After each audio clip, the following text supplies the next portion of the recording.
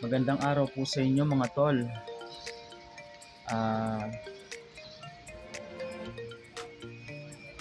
Itong ating SJcam 4K Wi-Fi ay papalitan natin ng lens. Umorder po tayo sa Shopee ng lens. Mas malaki yung lens niya. Kung mapapansin po niyo.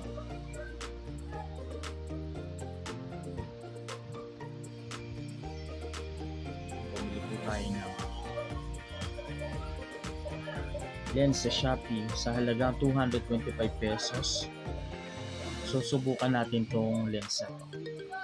Okay? Papalitan po natin. Una, bubuksan muna natin tong camera natin. Buksan natin to.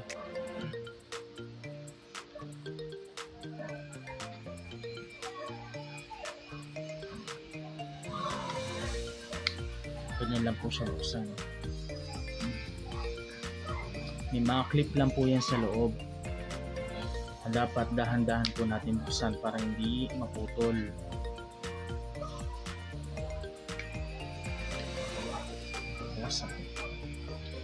Tapos po niyan ay kailangan lang po natin ng tool para pangbakbak po noong yung nakadikit na plastic doon sa gilid. Ito po. Kasi ano to naka-screw itong lens na ito doon sa loob. So may pandikit po siya sa loob. Nilagyan po yan ng glue na pwede natin bakbakin. Bakbakin lang po natin yan.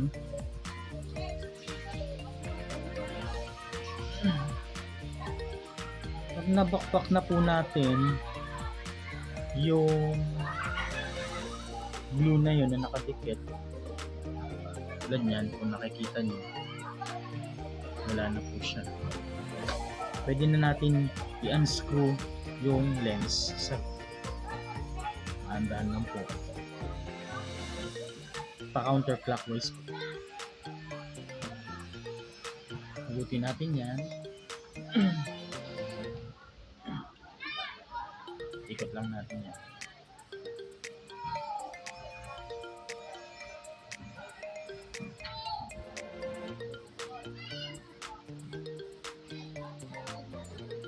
Pag natanggal na po natin, yan na po yung loob. Kita na po natin. Kung mapapansin po.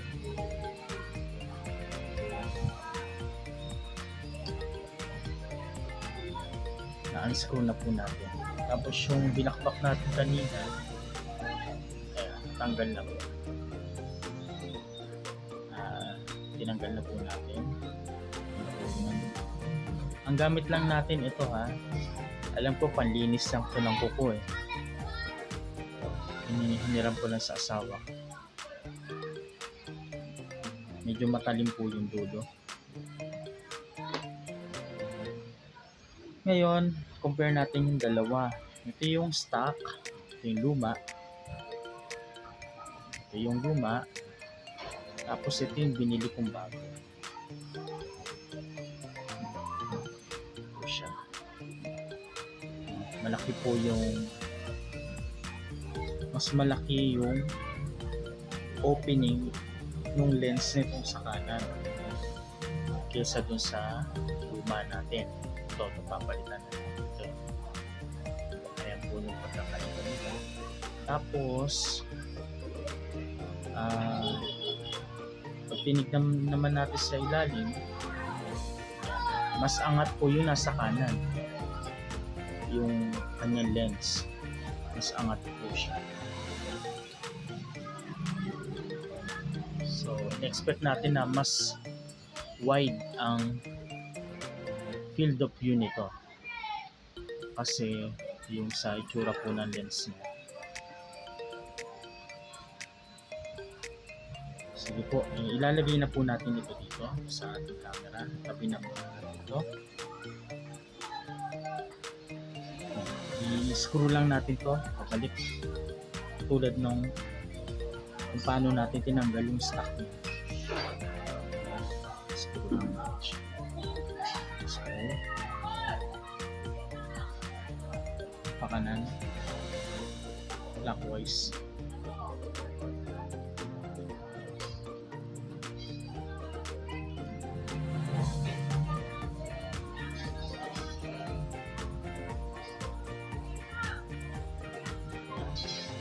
Pag na-screw na po natin, buksan natin yung camera para ma-testing natin yung on-off niya.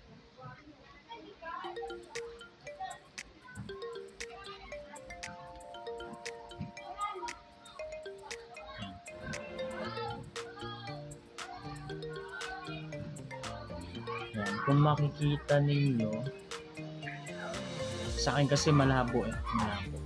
Kailangan po pa nating tansyahin. Kailangan natin luwagan ng konti yung lens. Kailangan sumakto yung linaw niya.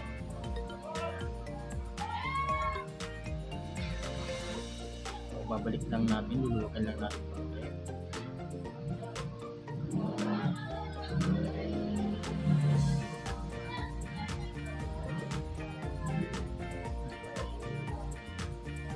Lalong lumabo.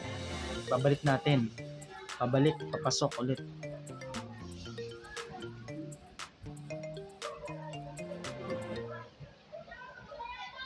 Kailangan makuha natin yung saktong linaw. Ayan, unti-unti lumilinaw na siya. Ayun. Konti pa.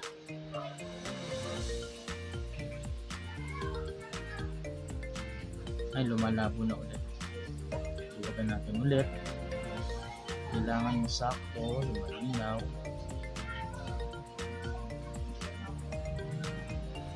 Tingin ko sakto lang.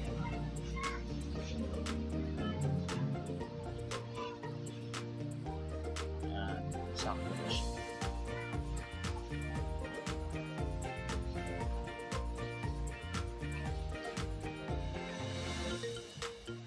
Kailangan mo ba kasing 4K?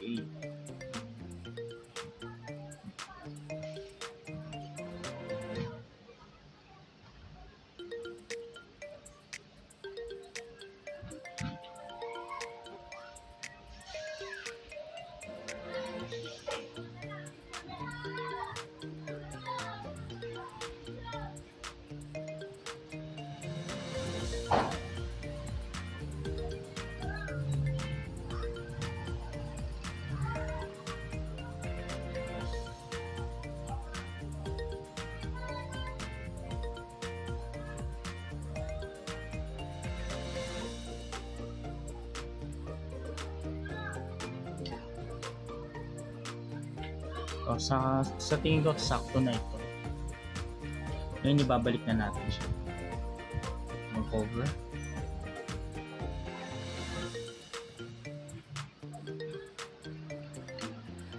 Sakto po yung lens sa may cover nito sa may bukas.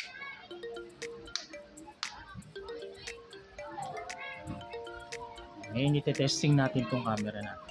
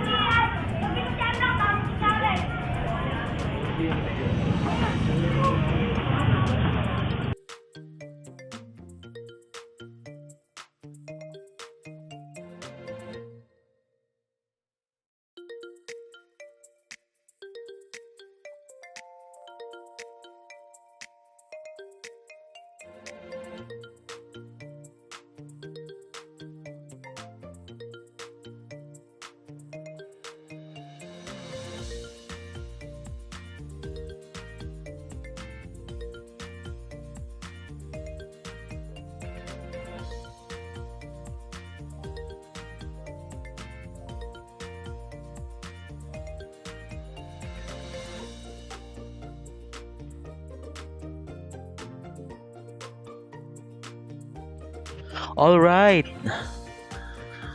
hopefully na ipakita natin yung difference ng dalawang lens, yung old lens tsaka yung new lens na nabili natin sa Shopee.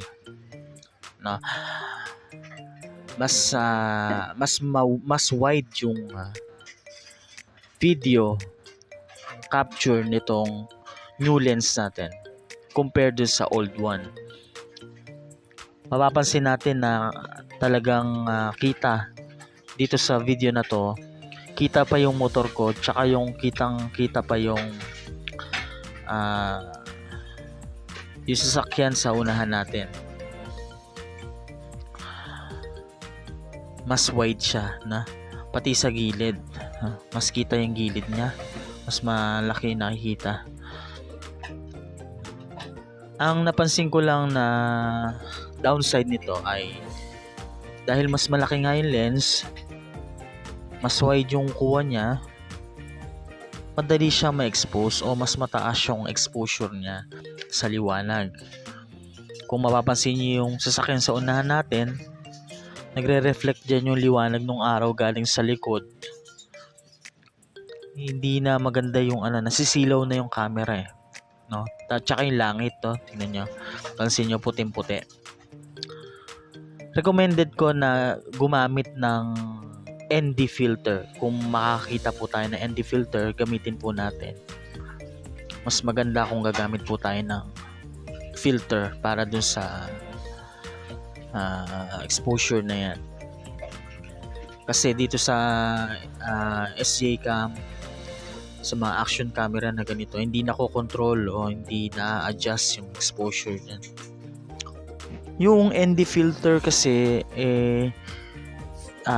kinokontrol niya yung liwanag. Parang shades yan sa mata na para hindi masilaw yung mata natin. Sa camera ganun din.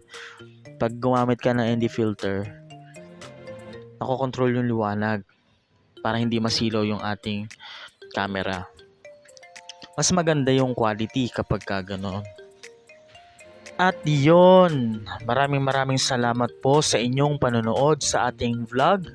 Hanggang sa susunod nating pagkikita. At kung nagustuhan ninyo ang vlog natin today, sana po ay mag-subscribe na po, mag-like, and mag-comment po tayo. At suportahan po natin ang Dong Week TV. Maraming salamat po.